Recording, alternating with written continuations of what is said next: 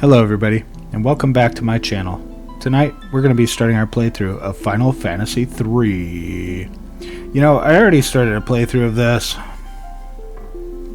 but I live streamed it, and nobody watched it. I think I had like one view. So, I don't know, maybe it's YouTube's algorithm doesn't like me. It doesn't like me live streaming. It doesn't take my live streams and show it to anybody. And that's fine.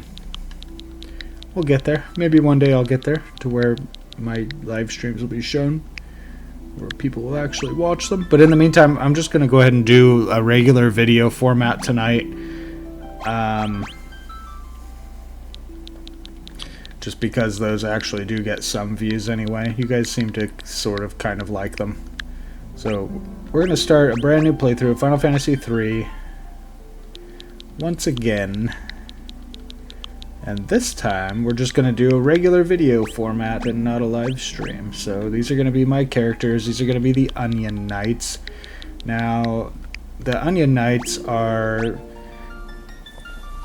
as they've been portrayed, I have not played the original Famicom version of Final Fantasy III before, but I have played the DS version where the characters aren't necessarily like little children, but they still seem quite young. The 3DS version, you know what I mean? And then I've played this version as well, and in both those versions, they seem to be young or like children or childlike. They even kind of bicker like children, and I thought that was kind of a cool little point. Much like how I pointed out in Final Fantasy I, your characters kind of seem like children until you go and do the quest for Bahamut, or at least they seem smaller, younger, you know what I mean? And then after you do the quest for Bahamut, your characters seem to kind of like grow up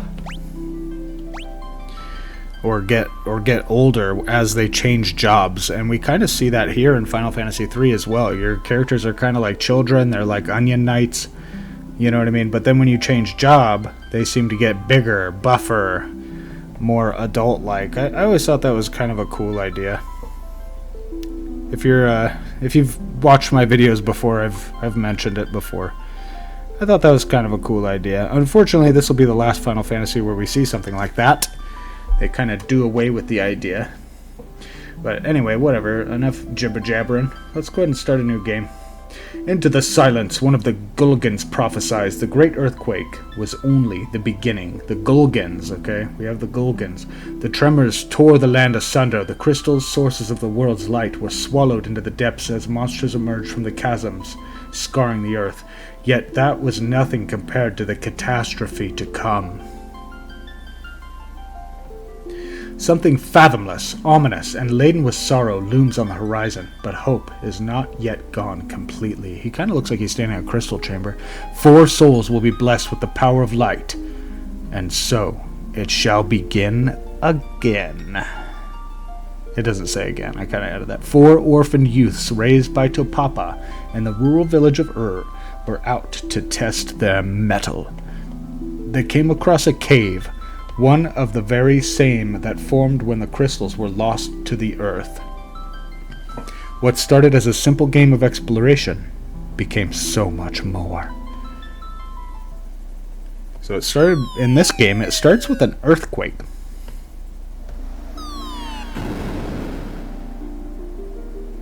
Ouch! Looks like we fell through a sinkhole. Now what do we do? Are you sure this is a good idea? Maybe we could just climb out. You wanted to go exploring. Don't be such a scaredy cat. Hey, quit squabbling, you two. We need to find a way out of here. See what I mean? They're kind of like children, but the crystals like make us big and powerful, make us big into adults. So we're gonna do kind of like a tutorial battle, sort of.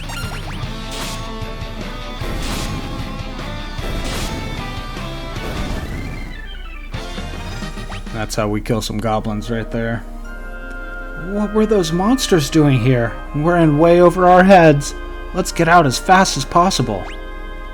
And, yeah, thanks. I know how to play. I know how to get on the line. I like blue. So we're gonna go ahead and start making our way through this cave as Onion Knights, Onion Babies. The way that I like to play this is much how I like to play Final Fantasy V, but we'll talk about that another day and time. So I like to, I meant for it to be more like that, yeah. Okay, so I like to have two kind of melee, or tanks, if you will, and then two mages, one more, maybe more of an offensive mage, and one more like a healer, right? That way you kind of have like an even balance of everything when you go to unlock the jobs and stuff like that. What is it? There's something strange about that rock. Now that you mention it.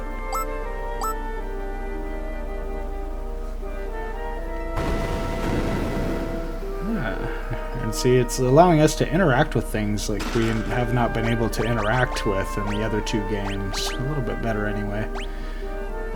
So we're all pretty much the same. I'm going to give my shields to the ones that I would like to be melee. So Andy and AJ are going to be taking the role of like melee jobs.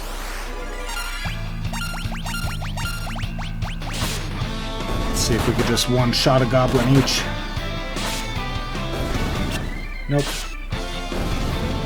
See, she's already in the right role, right? She's already whiffing her attacks. Let's keep going.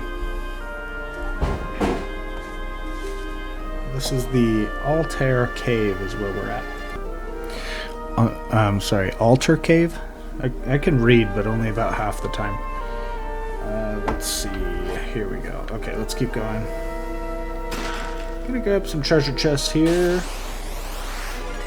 Any items we can get at the beginning of the game are going to be very helpful. We're going to cut these goblins down, these villains. So there was an earthquake, right? And that's kind of the cause of everything. Like the crystals were... They were kind of like hidden, I think, until the earthquake happened. And as you can see, at least the children anyway, are kind of surprised. Excuse me, I have like horrible hiccups or something like that. The children are like really surprised at the appearance of monsters. Like it's not really commonplace like how it is in Final Fantasy 1 or 2. The monsters are kind of like a new thing. Like, oh my gosh, what is going on here? We are very, very inaccurate. Okay, but we're all going to level up. We're going to get to level 2, and as you can see, everybody's stats are going to stay the exact same. So whatever color you want to make, whatever is whatever. No, like your blue guy isn't going to get more intelligence than anybody else. That's not till later on when we actually start changing jobs. Look, it's a spring. Yeah, but why is it such an odd color? Let's take a sip. I'm not too sure about this. The party drinks from the wellspring.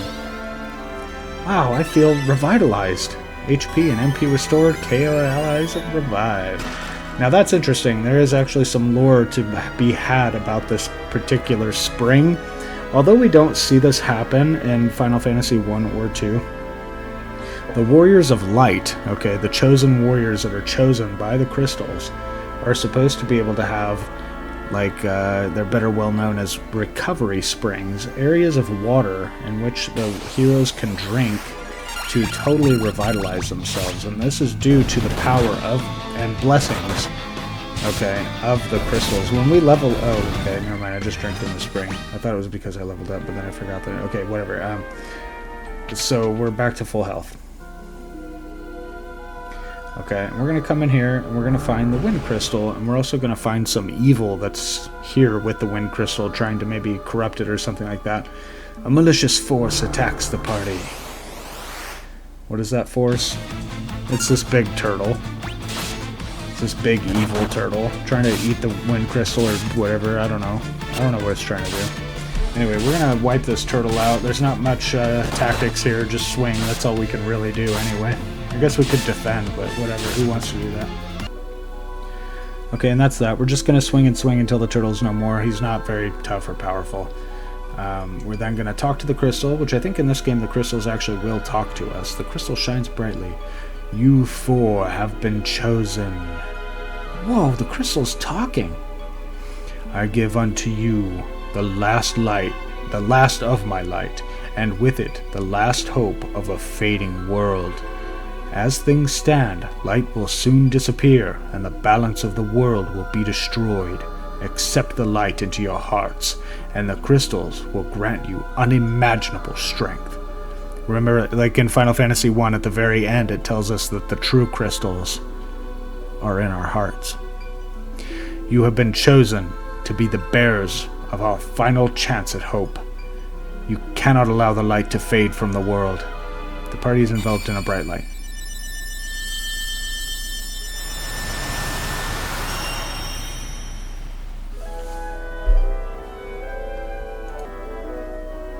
Within the light, the will of the crystals surged through them. They decided to accept their destiny.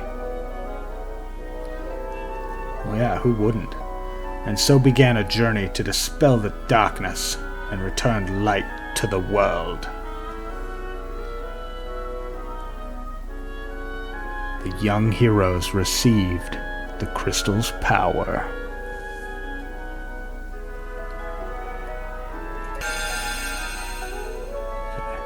And with it, the world's last light of hope. Warrior, monk, white mage, black mage, and red mage jobs now available. Forget thief. Nobody liked that job anyway. I'm just kidding. I don't know why they chose to keep that one out. Maybe because there's going to be a lot of jobs, and they kept one kind of for later on. Step upon the magic sigil to be transported to the surface. Embrace your destiny, warriors of light. Okay, we will. We'll embrace them. If you talk to the crystal again, it will basically tell you the same thing. It'll also heal you, though, so that's good to know. In case you wanted to grind down here, I'm not going to do that. Let's just go ahead and leave. Okay. So this game, unlike the first two, unlike Final Fantasy 1 and 2, we do have a job system much like Final Fantasy 1. However, we are able to actually change our jobs. Like, as I said, there's going to be a lot of jobs in this game. However, they all kind of like upgrade, so to speak, right? So let's take a look at that menu right now. So right now we get access to a warrior, which is pretty cool. But later on, we'll unlock knight, which is kind of like paladin, or kind of like how it was in Final Fantasy 1, where you become like, I think it's called a knight. You become a knight, and then you can kind of, it's like the same exact thing as a warrior, but you can cast some white magic and stuff like that. So what it does is it effectively renders warrior useless. Like, monks become masters or something like that, and they're just so much better that they kind of render them useless. And it's kind of like a ladder that builds up towards like these two ultimate jobs, where there's like a sage for mages, and there's I believe ninja for melee, and ninjas are able to do just about anything. So that's kind of one thing to keep in mind. However, one thing that I do remember is this: the sage doesn't really have like the same level of intellect as like the black mage, or the black wizard rather.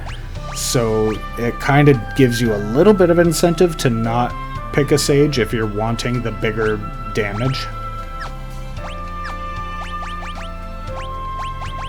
And other than that, you know, sages can do all kinds of stuff. There's also summoners in this game, so that's good. This is going to be the first game in the series where that's actually introduced. I think I want her to be a red mage for now, actually. Sweet. I kind of changed my mind. And this is what's kind of nice about this game, too, because if you do change your mind, it's not a big deal. Just change them to whatever you want, almost whenever you want. So, with that said, we will have to learn some magic for our mages, so we'll kind of be relying on our melee for a while, at least for the little bit of the beginning of the game. So this is the first town. This is where the Warriors of Light come from. This is the village of Why, if it isn't you four rascals, what are you running off to? What's that? Saving the world. Aren't you getting a bit old for make-believe? See, even they treat us like children, right? We look older. I mean, to me, we look older. We look like we're adults now. I don't know. The white mage and black mage maybe are babies. Alright, whatever. The wellspring water from the sanctuary can restore the health of those who have received the light of the crystal, even from the brink of death. So that's what I was saying. The warrior, if you're blessed by the crystals, and basically if you are the warriors of light, you can heal from the wellspring, like a recovery spring. Okay, so we have this character. He's talking about the town of Kazus. It's to the south. And he tells us that nobody ventures that far since the Great Earthquake. Now I'm wondering, I thought the earthquake just happened, so how long ago did this earthquake happen then? He kind of talks about it like it's been a while since it's happened. Word has it that the route has been overrun with monsters. Yes, absolutely true. Absolutely true. So, yeah, the earthquake happened and then the monsters appeared. The monsters aren't just always out in the field like they are in the other two games. We've had a long time of peace, it seems like. Okay, so here's what it is. So this guy says that when the great earthquake hit, the crystal altar sank deep underground. That would be the wind crystal, I'm assuming.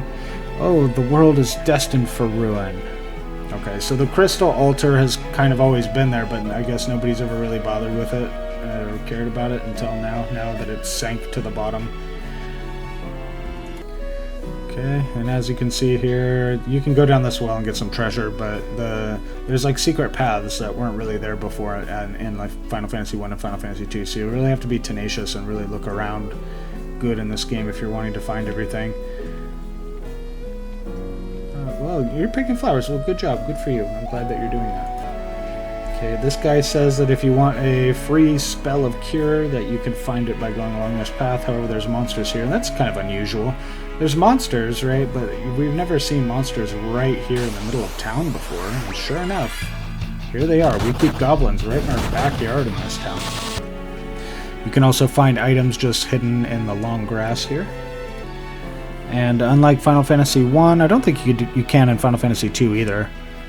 We can actually find stuff hidden among these pots. And then we also have secret switches, which I think we've seen stuff like this before. This game's a little bit different, a little bit more advanced. It is supposed to be the final game that released for the NES or Famicom. However you want to look at that. Famicom, I guess, would be the way to go. So from those chests I got longsword and leather armor that'll help save you a little bit of money, a little bit less stuff that you'll have to purchase from the shops. Right now I'm just going to do a little bit of shopping and then we're going to head to the Elder's house. Okay, I think we're all shopped up. One more thing that I want to show is that this game has dual wielding. You don't have to be a ninja to dual wield. You can dual wield right out of the gate. And even though like I feel like a nunchuck would be already like a two-handed weapon, right? You need two hands in order to wield a nunchuck. The monk can actually equip two of those right out of the gate, so have those for some explosive damage. I'm going to kind of keep my warrior as a tank, but as you can see my black mage is doing it too. One dagger in one hand and a knife in the other. Don't need any special abilities, you can kind of just do that. So here we are at the Elder's house. There's like this weird guy outside. He talks about how he can commune with spirits or something like that.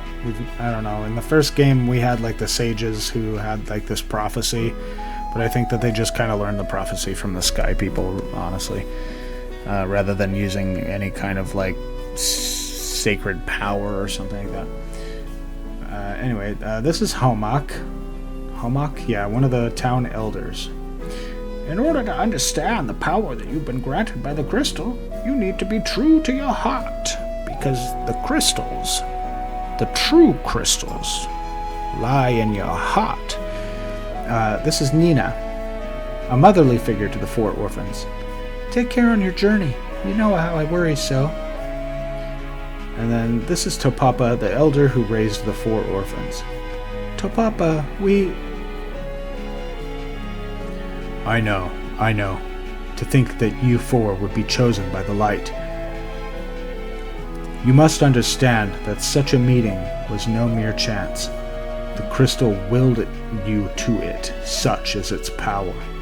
Your souls have been touched by light.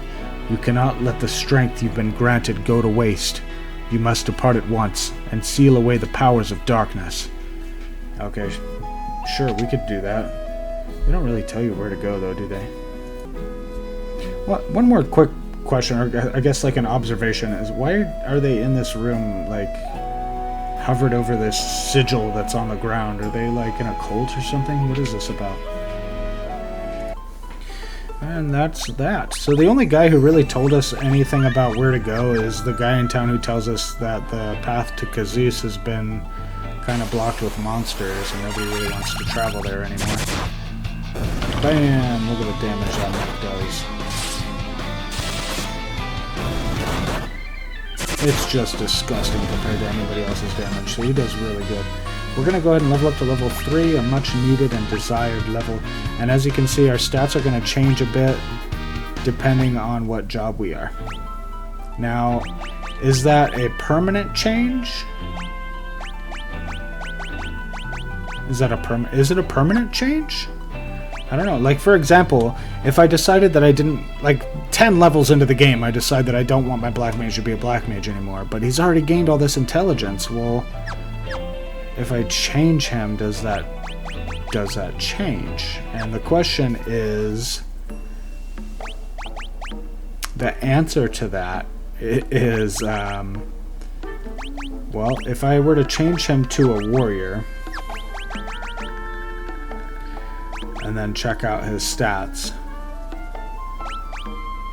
he seems to have the same stats now as my warrior instead of the intellect stats. So I'm pretty sure that their jobs determine what stats they're going to end up having. Eek! So this is the village of Kazus. We're going to learn very soon that Kazus is cursed. Oh, sorry. I thought you might be ghosts too. While traveling from the west, I came upon this accursed town. I'd stay away from the inn if I were you. It's full of ghosts. The Djinn's curse turned all the villagers into this. So they're not actually ghosts. They're just cursed by this Djinn. So you won't be able to go to any of the shops or enjoy any of that. But you can come to the inn, and I think you can learn a little bit more information here. Only a mithril ring made here in Kazus can contain the Djinn's power. That is why the Djinn cursed this town. The Djinn had been trapped in a sealed cavern since the great earthquake. Now he's awakened. Since the name, I'm from Canaan, but a boulder in Nell Valley is blocking my way home. Now I'm stuck here. Figured I'd spend the night at the inn, and then this happened. What's my wife gonna say? Say, want to take my airship for a spin? It's parked under the desert to the west of town.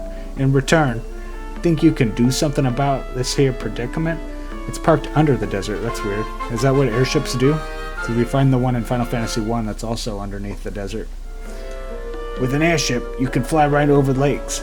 Means you can reach the cavern where the Djinn is sealed away. You'll have to defeat him and lift this curse. The townsfolk made a mithril ring for Princess Sarah of Castle Sasune. Sasune? Once, if only we could borrow it. All I want is to have my beautiful complexion back. Okay, that was a little comic relief thrown in there. Okay, so this room is an inn. We can rest for free, but I'd like to, if possible, draw our attention to what is on the walls in this room. We have one is clearly depicting the Warrior of Light from Final Fantasy 1. This one on the right-hand side is depicting the scene where the four warriors are looking back at the town of Cornelia.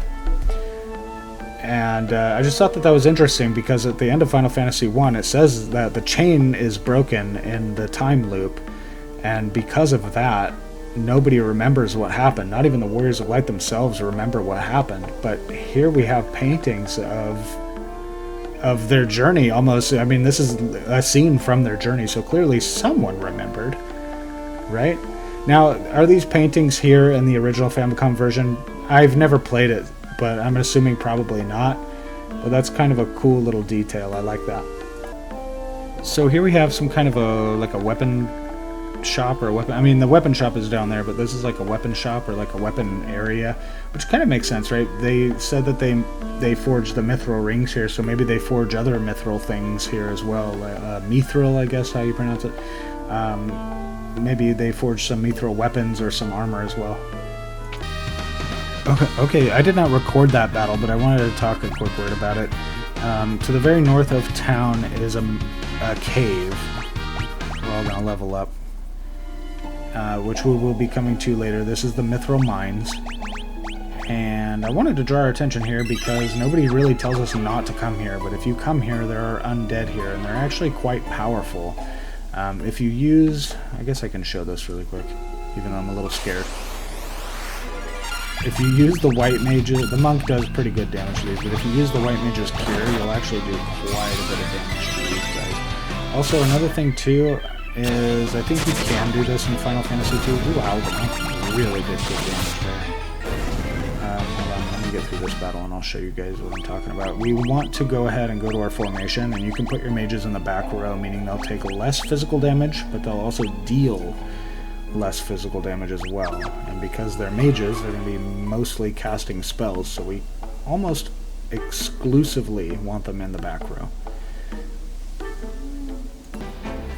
Okay, so if we go to the desert and just to the west of town, it's like a few steps to the west of that town, we find Sid's airship right where he said it would be, buried underneath the sand.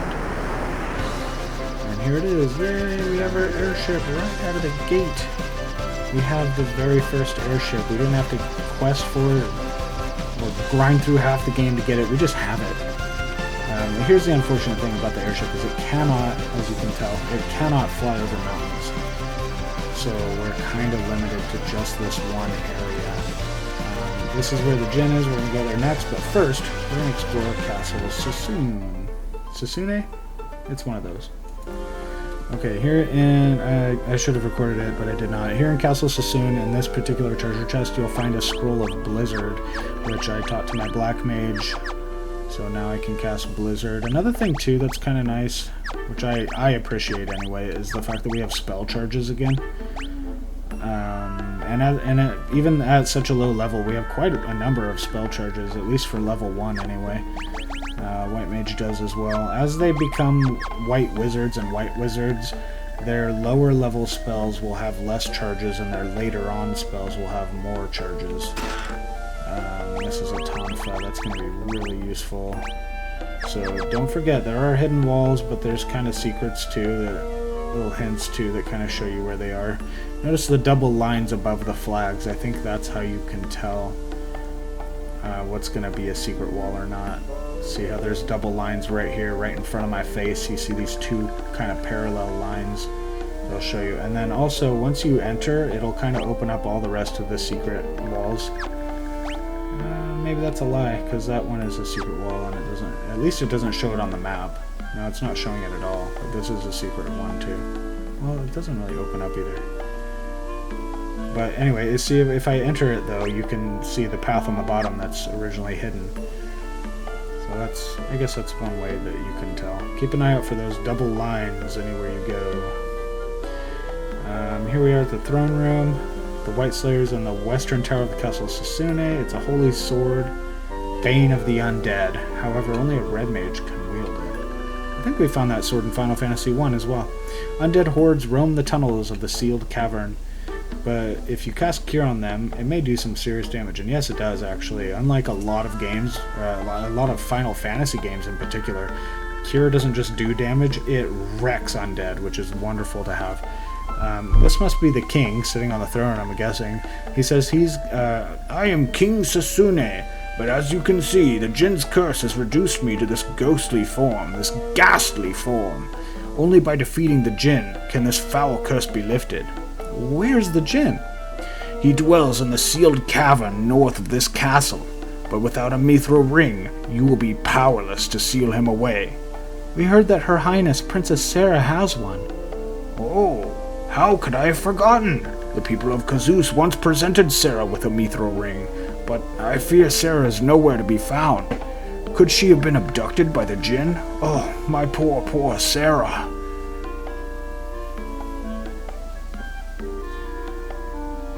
We can check out the sealed cavern. Oh, such stalwart warriors! When you reach the sealed cavern, you should know there's a secret door. The skeleton is the key. Please, you must defeat the Djinn and free my people from this wicked curse. Okay, we can do that.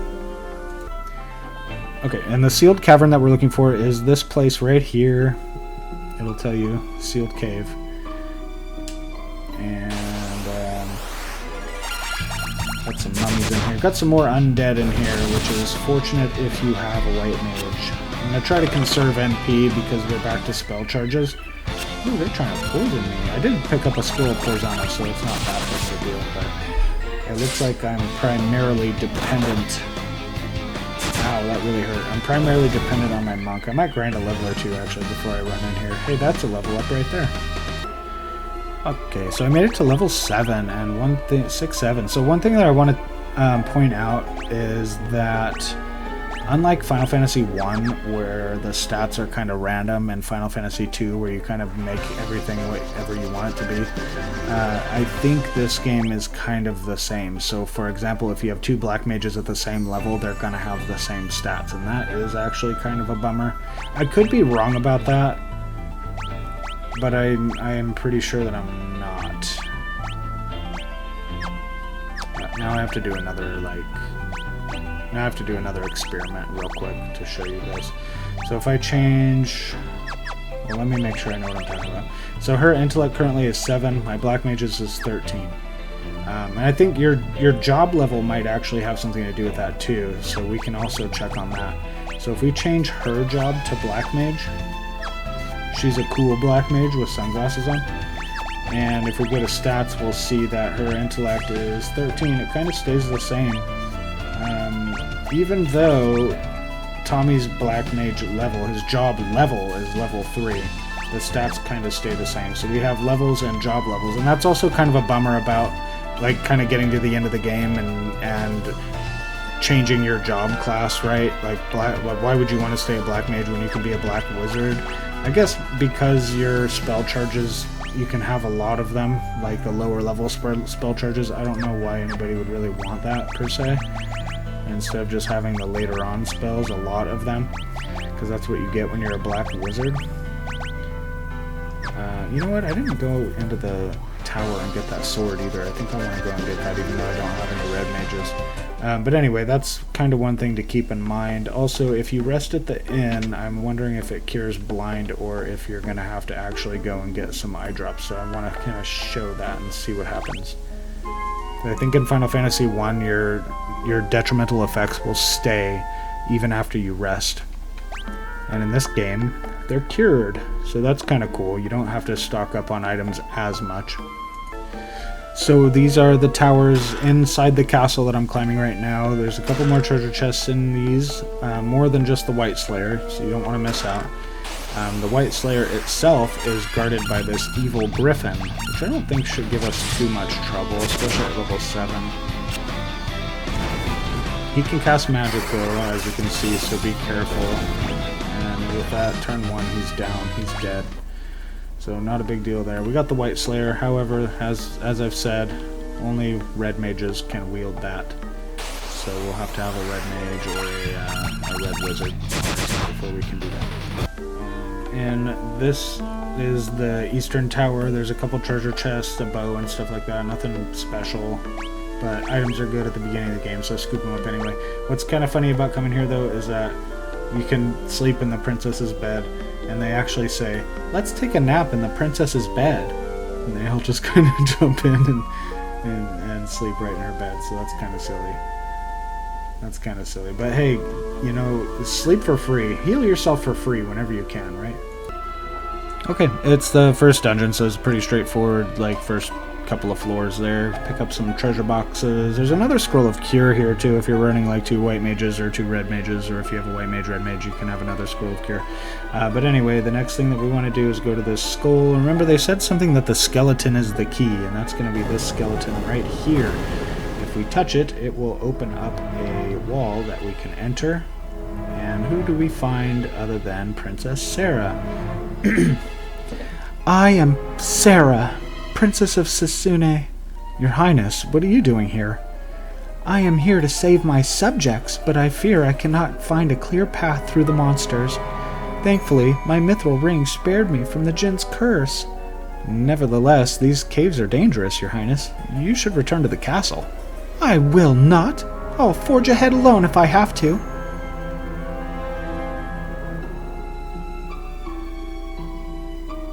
Your Highness, won't you reconsider? Please, take me with you.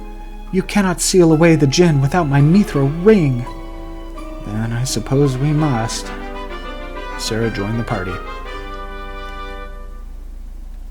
Okay, yay.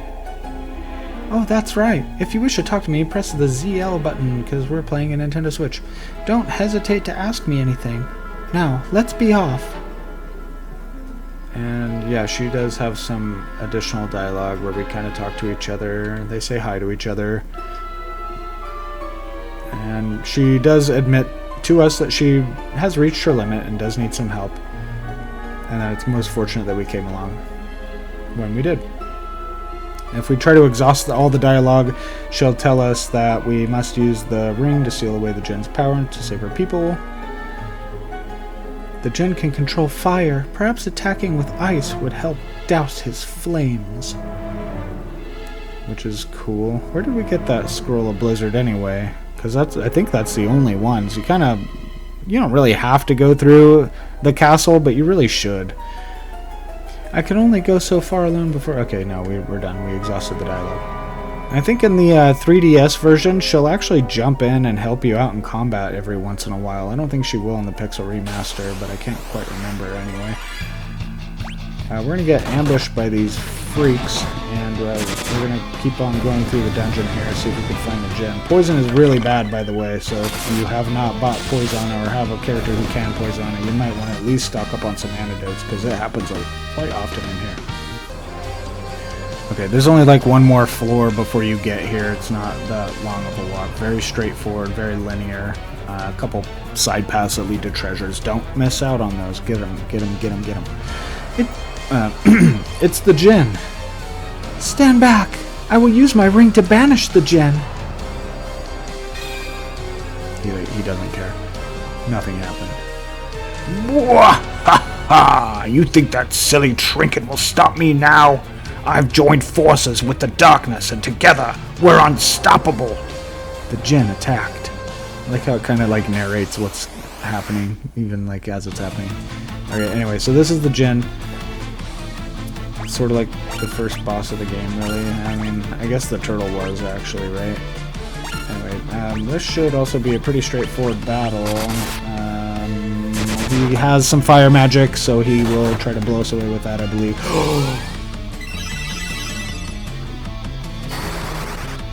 He will one-shot your warrior, so don't allow that to happen. Like I did. I don't think he has much hit points, so there's not too much to worry about, but I don't like my warrior being dead either. That is bad. I don't have any... Oh, I have one Phoenix down.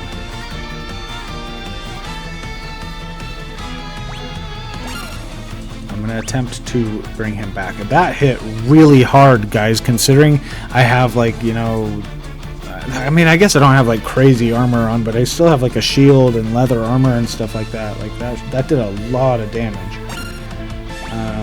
Let's see if we can bring him back, because I don't want him to miss out on any experience points, right? Ooh, okay, so that didn't do as much to my monk. I was actually just going to skip filming this boss fight and tell you guys how easy it was, but then that happened. Now he hates my monk. My blizzard mist? It doesn't matter. It doesn't matter. But hey, just so you guys know, if your mage is blind, apparently their magic will miss, which I didn't even know that was a thing. And anyway, with that, the Djinn has been defeated, or at least weakened, right? Now, Sarah, while the Djinn is weakened, use your ring! Sarah raised the ring up high. It doesn't really need to narrate that, but whatever, I guess it's fine that it does. Okay. And he doesn't, like, scream or anything. He's just gone. The Djinn dispersed like mist. The ring's power sealed him deep within the cavern once again. So he doesn't go into the ring, he just goes deeper into the cavern. I thought this was the deepest part of the cavern. Well, the earthquake is what kind of brought him about, so maybe he's sealed behind whatever. He's gone. That's the point. Thank you so much. I would never have been able to seal away the Djinn without your help. I'm glad you recognize that. All that remains is to cast this ring into the wellspring in Castle Sasune, and the Djinn's curse will be lifted. For now, I'll use the ring's power to warp us back out of the castle. Warp us back to the castle, excuse me. We want to go into the castle, not out. Okay, so this is the wellspring room in the castle. When you originally come here, it doesn't do anything. I thought that we could drink the water and heal, but that's not a thing, I guess. So she's going to throw the ring into the wellspring, as you see here. What that's supposed to do, I'm not sure, because it says that it sealed him deeper into the castle, or deeper into the cave, excuse me, and not into the ring. But apparently that should break the curse, so that was necessary. There! Now the Djinn's curse should be broken. We wouldn't be here without you all. Thank you.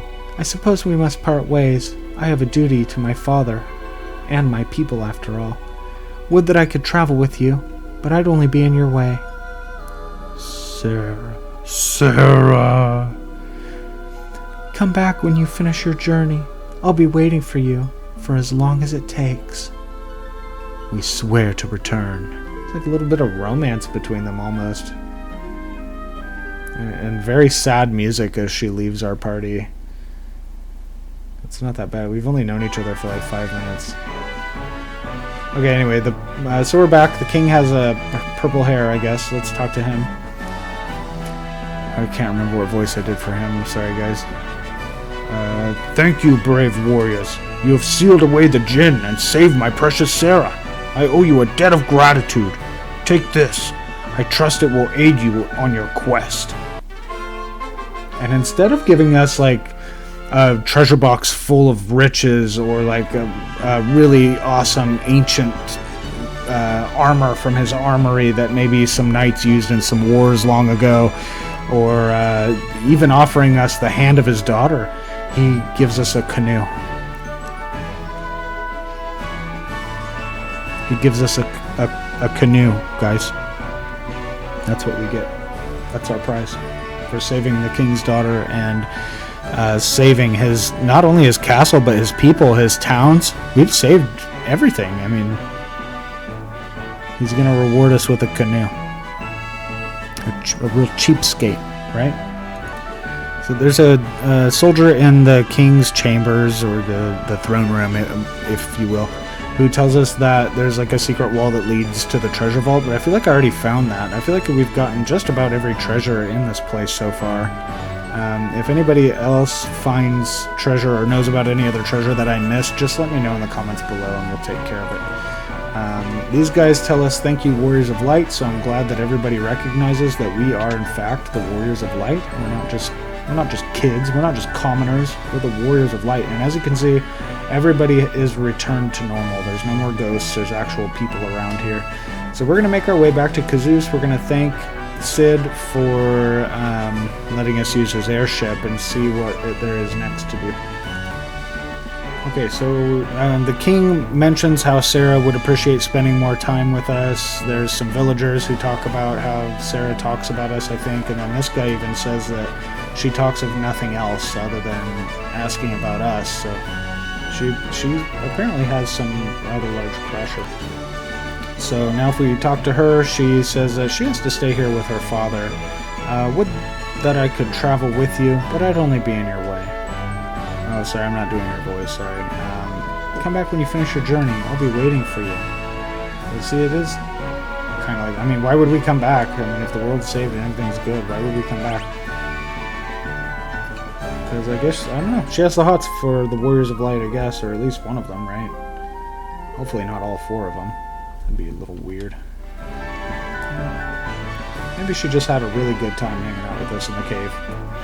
Anyway, so everybody's saved. We're gonna head back now to Kazus, like I was saying. Well done! I knew you could pull it off. Bet you're glad you had my airship, huh? I'm just happy it was used for good cause. Mind if I ask another favor? Can you get me back to the missus in Canaan? Please, she's been waiting a mighty long time. And with that, Sid joined our party. I guess he can't. So when you're a ghost, you can't really do anything. Like, you can't sell items or weapons. You can't craft rings, and you certainly can't fly an airship. So I guess that's kind of what's going on. So now the shops will sell to us again. We can now get fire. We can now get sleep. I got a pretty good amount of gil saved up, I guess. Don't forget to check those treasure boxes though too, because that's how I got like thousands of gil. Apparently a mithril knife is stronger than a long sword. We're gonna actually buy the mithril sword for my warrior though. Mithril rod. Unlike like Final Fantasy 1 or 2, this rod actually gives us a little bit of intellect. I think there are rods that do increase your magic power and stuff like that in Final Fantasy 1 and 2. Well, no, there's like the black robe and stuff like that I know that does. But, you know, you'd think that you'd get a staff and it would increase your intellect, and in those games it doesn't really seem to, so this is kind of a nice change to be able to see that stat boost. And it's more than just a bunker. It can actually help you. And because we can dual wield, right, we probably want to buy an extra one, so that way we can get 2 intellect. I believe it does work that way too. Let me just double check, because I'm trying to. So I have 16 intellect. If I take one of these off, my intellect goes down to 15. So yes, it does work that way. You can dual wield mithril rods to get double the bonus. I'm going to give one of these to my white mage as well, not because I don't think intelligence helps with white magic, because we have like a spirit stat or something like that. Yeah, we have spirit, so that's going to help with the white magic's casting, but having the extra intellect couldn't hurt. The other stats are better anyway, right? Like just the sheer attack power and stuff like that you get. And then I almost forgot we have this mithril sword that we don't want to forget to put on, because my warrior already really doesn't do much damage as it is. So there's that. And if we visit the armor shop, we have mithril. Aha! They do forge mithril here in this town. That's pretty good. As we've seen outside in the field, that there's like a huge boulder blocking the path that leads to Canaan. And Canaan. I don't know how to pronounce it really. I kind of want to just call it Canaan. Anyway, we're not really able to get through that. It's in the way, so we're talking to the blacksmith here in Kazus to see if maybe he can help us in some way. Been thinking about that boulder that's blocking the way to Canaan. I reckon if my airship had a mithril prow, we could bust through. Yeah, Sid always has like the craziest ideas, doesn't he? Like, we're just gonna strap some mithril to the front of the airship and just ram it into this giant boulder and see if that helps us. Why wouldn't he just find a way to make his airship just fly a little bit higher? You know what I mean? Doesn't that sound easier? Anyhow, say no more. I'll get one ready for you in a jiffy.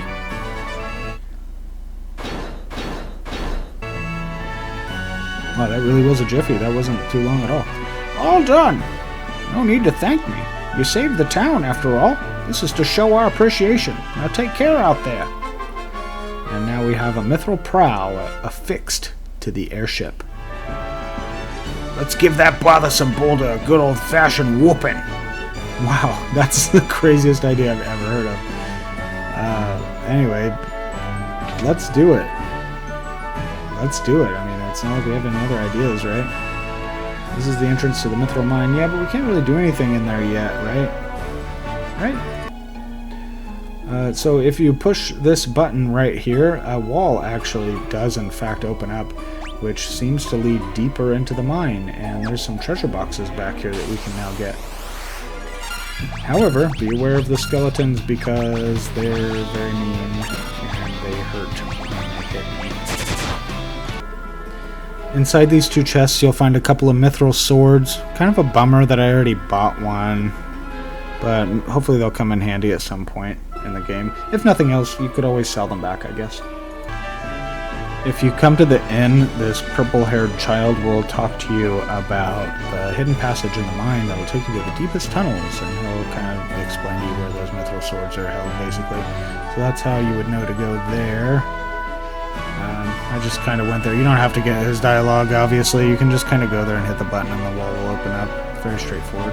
Thank you. I'm myself again. Oh, you're welcome.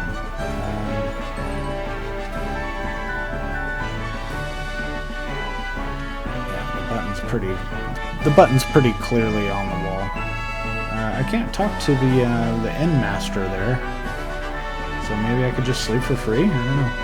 My healthy glow is back, and it's all thanks to you. Huh? Yeah, she was the one that was worried about her complexion, right? Anyway, that's kind of funny. So it looks like we can still rest for free, which why wouldn't we be able to? We're the heroes of light. We're the warriors of light. I think it's funny that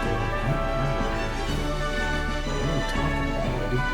Anyway, so we're gonna go use the airship now to go. We're gonna go crash the airship.